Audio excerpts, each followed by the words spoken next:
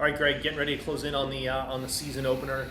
Just kind of your mindset as you prepare for the 2019 season here. Yeah, my mindset is a day-to-day mentality. I think I've been preaching consistency to our staff and our players, and we're focused on Randolph-Macon, so we're just taking one day at a time. Talk a little bit about the mindset of the team and how you think they're feeling right now, where they are. Yeah, I think the guys are just ready to go. We had a great fall camp.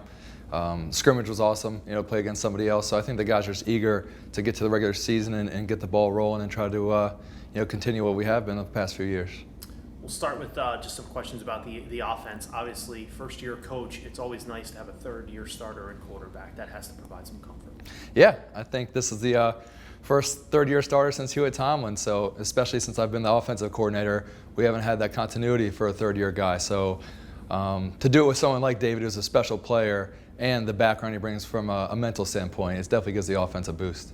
So he's pretty much in command now, got total command of the offense when he's out there. Yeah, I mean, it's just like a coach on the field for us.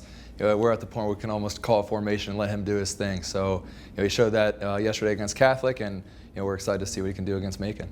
It's nice, having him is great, but he's also got a lot of weapons to play with. Good running backs, good skill set. It's got to be nice to look out and not need one guy to make the plays. You got a bunch of guys you can count on. Yeah, I think it's nice when you have a great skill group that can keep a defense honest. We can really spread the field, attack in a variety of ways. So whether it's running the ball or throwing the ball, will be a very balanced offense, and I think that makes it difficult for a team to prepare for. Up front, you have two kind of third-year, 3.5-year starters really in Joe Figueroa and Frank Petracco, and you can build a nice offensive line around those two guys who look like they maybe almost belong in the Ivy League or Patriot League. They've got a nice frame to them. Yeah, and they bring a mentality to the offensive line that they've been roommates for a long time, and they're both great against the run and the pass. So it gives us a lot of different abilities to be able to throw the ball if we need to in a game or run the ball. They anchor a great offensive line, and I'm really excited about everyone who's going to be playing there. And we'll play 8-9 guys a game up front, so it should be a good year for the offensive line. And all this, of course, falls under David Josephson. First year as our offensive coordinator, but no stranger to Johns Hopkins. Yeah, David's done a great job. We've had a successful offense in the past, and he's made a ton of great changes for us, and using his experience on the defensive side of the ball, to teach our guys about defense and coverages. So I'm excited for him to be in his first year and run the show, and I think we won't miss a beat, and I think we'll actually be a little bit better on offense this year.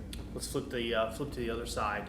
Also a first-year coordinator on that side, Harrison Green, and just talk about him and what he brings to that leadership role. Yeah, Harrison is a very unique coach. He's very detailed, teaches the game from a different standpoint, I think, than a lot of defensive coaches I've been around before. So I'm excited. Our defense, they take all their meeting time. They take the walkthroughs seriously.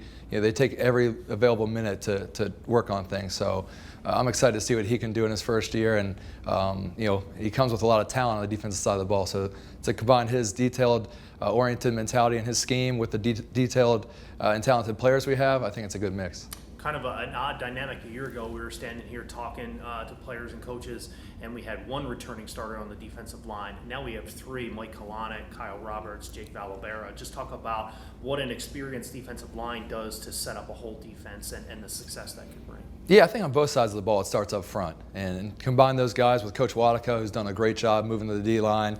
Yeah, I'm excited. And we're going to play probably 8 defensive linemen a game. So, it starts with Mike, and, he's a 2-year captain, and, been starting for 3 years and a great player. But everyone who's going to play on the D-line has had a great camp and showed out against Catholic. So super excited about that group. Now, one of the most impactful areas that we had last year on defense, or among our freshmen, was in the back seven. There were times where 3 or 4 guys out there were freshmen.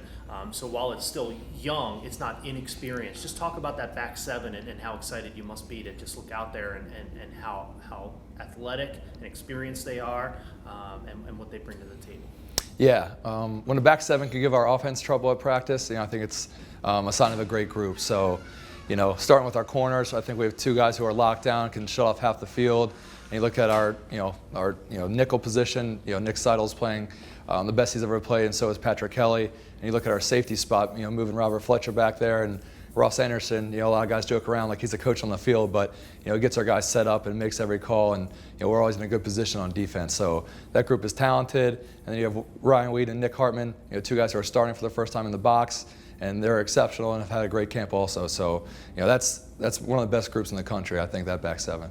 Quick 10-second answer here. Hopkins football offensively will be successful If we're balanced. I think if we're running and throwing the ball effectively, we'll be a tough offense to stop.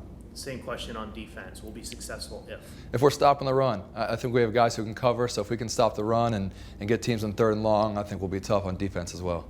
How hard is it to get the guys to, has it been hard at all, to get the guys to focus on this year and not just think about the success we had last year? Always tough to kind of flip the page sometimes.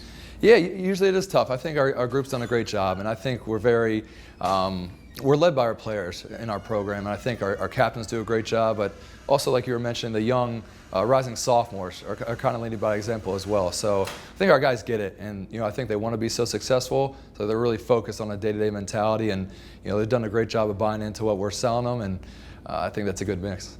How much of the last question? How much of this season, is the message to make sure we uphold the standards of Coach Margraf and what he built here over 30 years?